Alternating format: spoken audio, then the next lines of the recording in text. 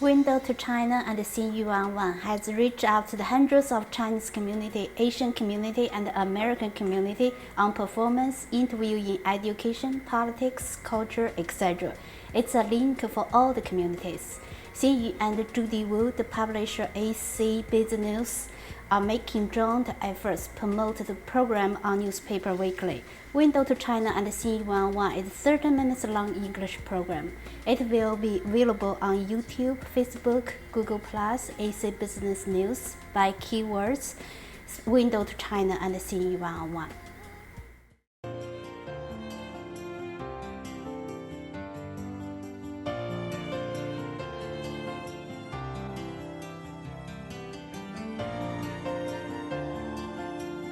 Welcome to Window to China and CU11 Cable TV. I'm pleased to welcome Professor Amitai Etzioni, Professor of International Affairs at George Washington University. He served as Senior Advisor at the Carter White House, taught at Columbia University, Harvard, and University of California at Berkeley, and served as President of American Sociology Association.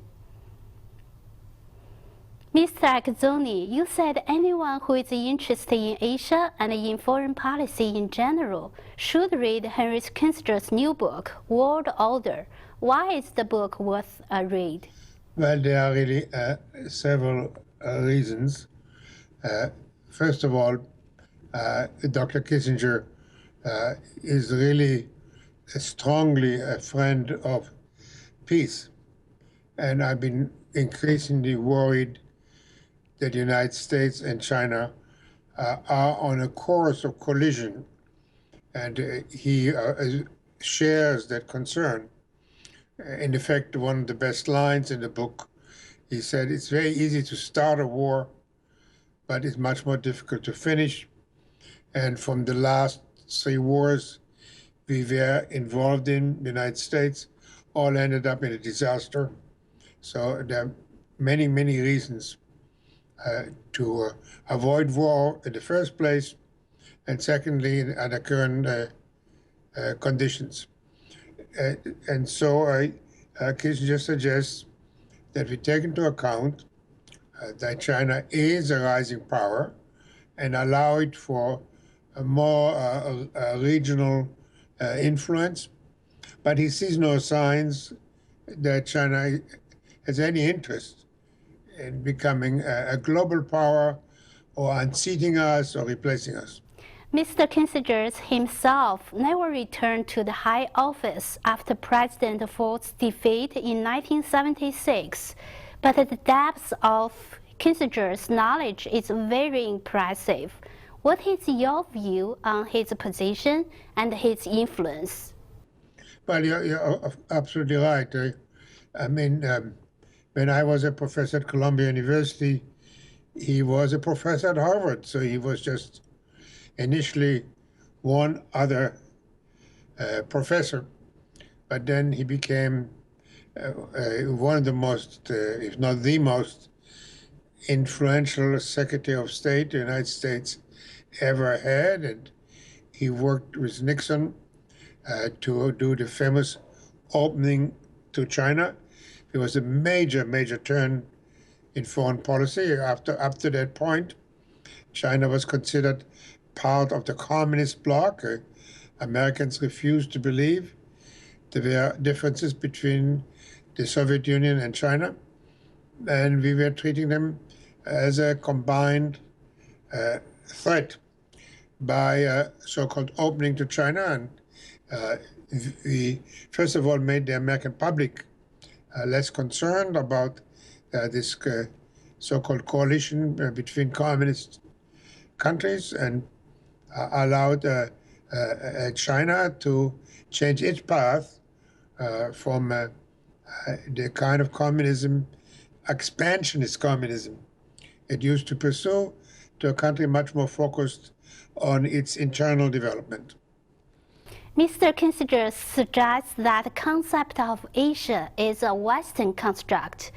Kissinger points out, until the arrival of modern Western powers, no Asian language had a word for Asia. How does this concept highlight the differences between the East and the West?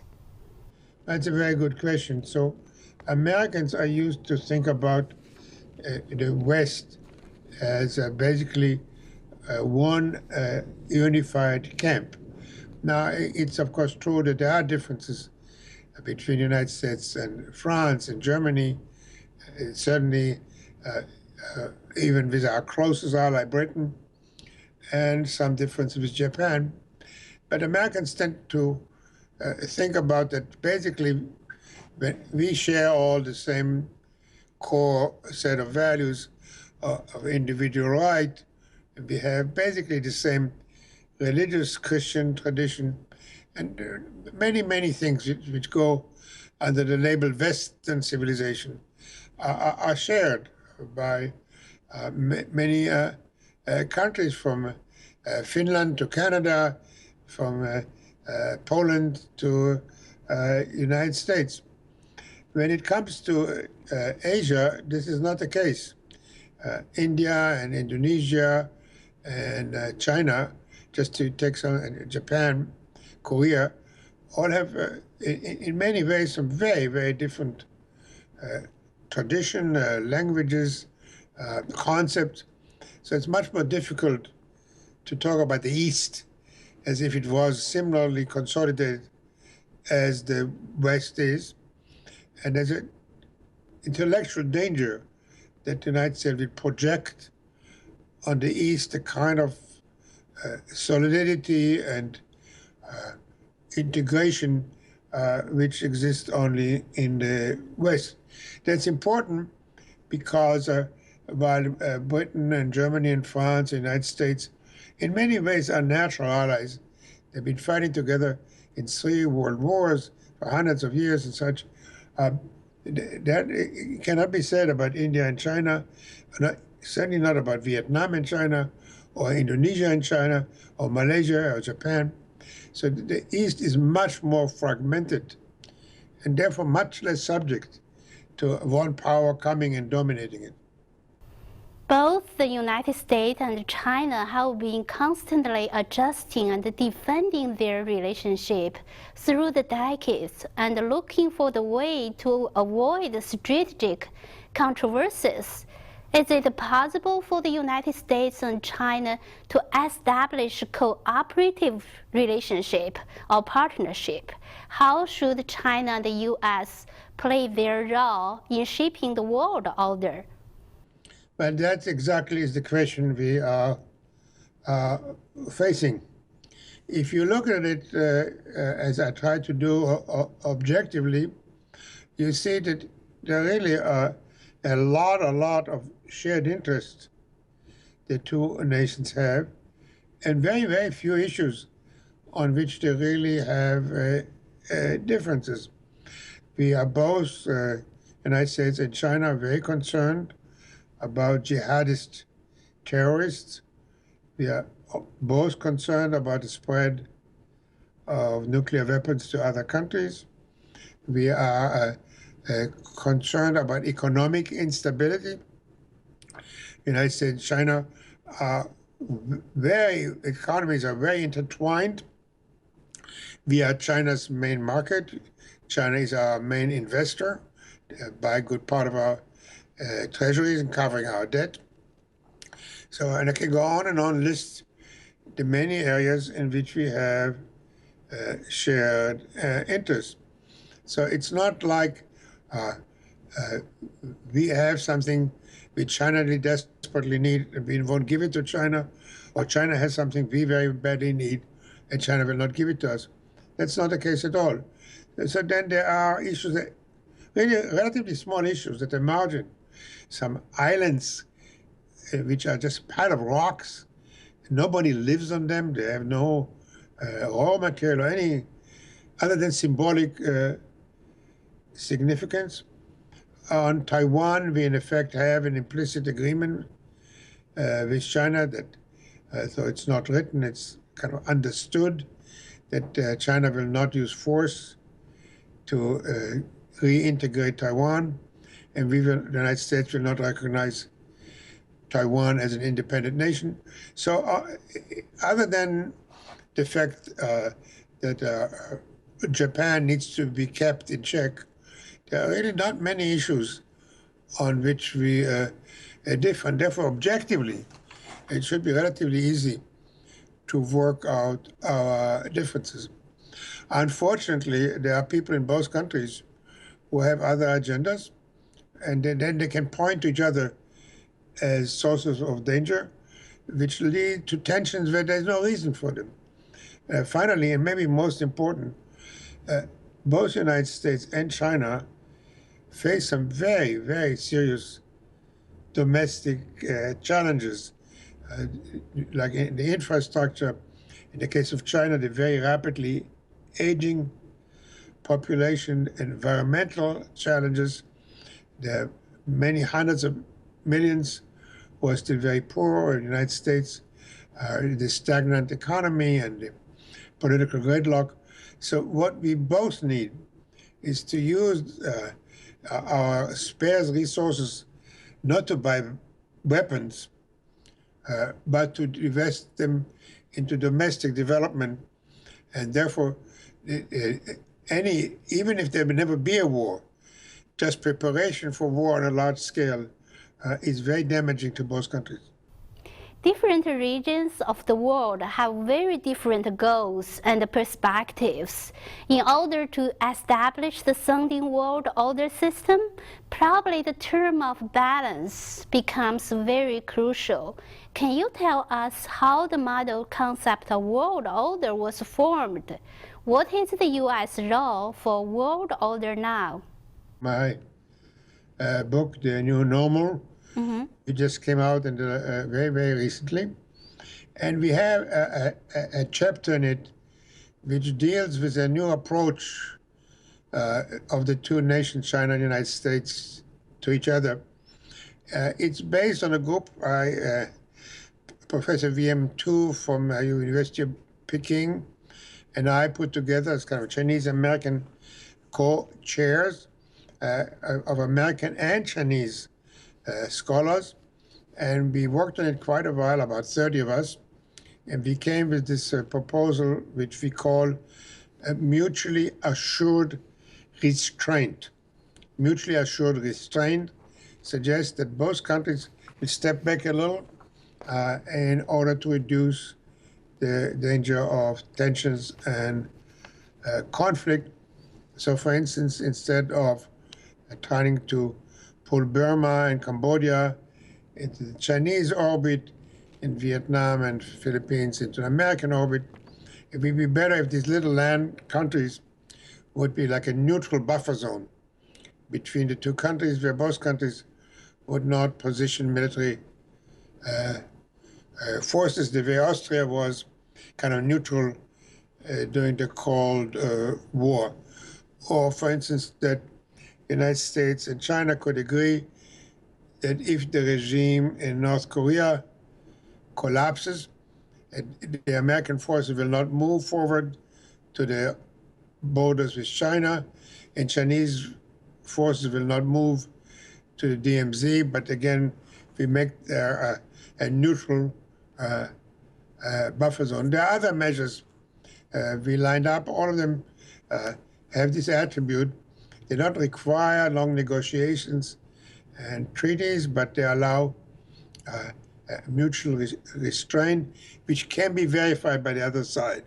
So it's not that we're going to be naive, but unless there's some such separation of the powers, some such cooling off, I'm afraid that we are going to drift ever closer to an armed conflict when there's no reason for it. What is your view on the comment of the United States rebuilt Germany and Japan and kept Asia to remain at peace? Can we interpret the U.S. foreign policy has been very successful? You're absolutely right. But again, this happened more than 60 years ago, under very, very special conditions, that the United States had occupied Germany and Japan after defeating them in the war. So and it started to be concerned about the spread of communism. I don't see anything remotely like it today. Our major challenge now is the rise of jihadist terrorism, where every time we get control of one group, maybe in Afghanistan, another one pops up all over Africa, in Yemen, and so we are very likely to spend the next 30 years or longer dealing with this religious uprising in the Middle East, very, very brutal groups who bury people alive and kill children, and anybody who has a different religion gets shot. Even Muslims who don't have, are from a different kind of Islam, get killed. It's a very, very severe world. Our focus will have to be on the Middle East and not on the Far East. The idea of pivoting to the Far East was way premature. And so, but to go back to Germany and Japan, there is no way on earth, inconceivable, that the United States would occupy the Middle East and somehow develop Egypt and Libya and Yemen, all of Africa, the way we did Germany and Japan. These are very different societies, are much more ready for development, and most important, we developed them after there was complete cessation of hostilities, after there was no fighting, insurgency, or rebellion. That's the extreme opposite what you see now in the Middle East and in Africa. So that is our challenge, and not fighting with China over some uninhabited rocks. What is the U.S. foreign policy toward East Asia and the Pacific and the President Obama administration? Why? Well, as I said, pivoting to Asia is premature, but we do have to be concerned about Japan. Here it's interesting to compare Japan to Germany. Germany, not easily and not immediately, but over the years, faced its past with great courage, and it now drills school children and the military into the evil of its past, and does everything humanly possible to install in citizens and in the military that they should never again move in the direction of fascism and the Nazis and the kind of thing which happened during the Holocaust. Sadly, and I said sadly, in Japan, you see none of that. And Japan has been unwilling to admit to its evil ways in the past, with the comfort women in Napin, with the enormous atrocity it committed all over Asia and especially in China. And it has not been willing to educate its kids and its military. On the contrary, it's now revising the textbooks again to glorify its past. It pays homage to the shrine in which the war criminals are buried. So we very much have to be concerned with China not becoming a hostile power which will drive us to conflict with China, and which correctly worries China. Frankly, I'm much more worried about Japan as an American than I'm worried about China. Not that they'll attack us, but that they will pull us into trouble in the far east. So let me just say in closing, and that may help to explain where I'm coming from. I was in combat for 2.5 years. I didn't start my life as a professor. I started my life as a member of the Special Forces. So when I talk about war and the curse of war, Yeah. the merit of peace, I'm not talking about from some book. I'm talking about from the depths of my experience. And all I wish to all is we should know war no more. In 1971, President Nixon told editors of Time, "It will be a safer world and a better world if we have a strong, healthy United States, European, Soviet Union, China, and Japan, each battling each other, not playing one against the other. An even balance. Is President Nixon's vision realistic or not? And what is the challenge and the theory?" Mr. Kissinger observes that a balance of power system doesn't lead a good end of history. What does that mean? Well, there were people from Marx to Fukuyama who believed that history is marching in a direction we can tell. Marx believed that it will lead to a kind of socialist society.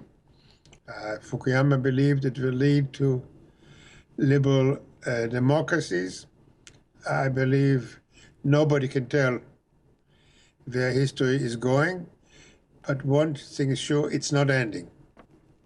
Closely related, the issue raised by Mr. Kissinger's high regard for an international order founded on balance of power rather than one superpower hegemony. The balance of the power is associated with the moral neutrality and letting each nation follow its own core values. But that's a very good point. The order which the United States created in 1945, after World War II, the United States was the only remaining power. Germany and Japan were destroyed when they lost the war. Before that, they really created a huge damage to China and to Britain and to much of Europe. So Russia was severely hurt by the Germans. So the only country which was standing very tall with very little damages and enormous industrial capacity was the United States. So in this context, the United States formed what is considered the rules for international order.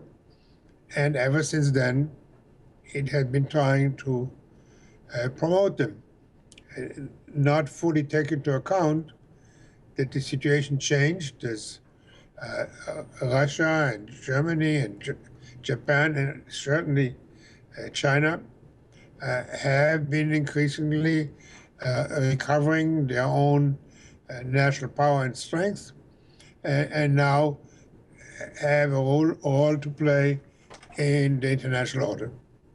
Please read Professor Etzioni's new book to be published in November 2014, The New Normal. This is the website. Thank you for joining us. We will see you next time. Thank you for watching. Bye-bye.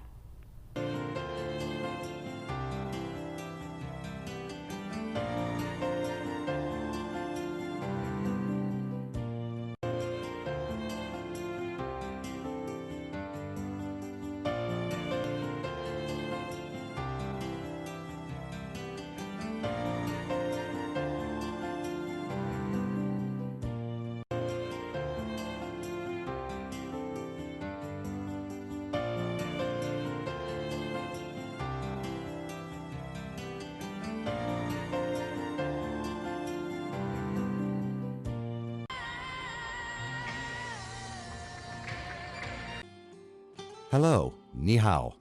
Welcome to Window to China. Come and join us as we explore China's people and their culture. We will go to many places in China, from the Himalayan mountains in Tibet to the Yangtze and Yellow River gorges, all the way to the modern cities of Shanghai and Guangzhou on the coast. We will visit wild areas, small villages, historic temples, and the crowds in big cities with millions of people. China is a big country with many cultures to visit and learn about. You can visit us at www.warnerinternationalinc.org to tell us what you think about our show and find out where we will be visiting the next time. We have so much to see, so come with me and look into another window to China. Window to China and CU11 has reached out to the hundreds of Chinese community, Asian community, and American community on performance, interview in education, politics, culture, etc. It's a link for all the communities.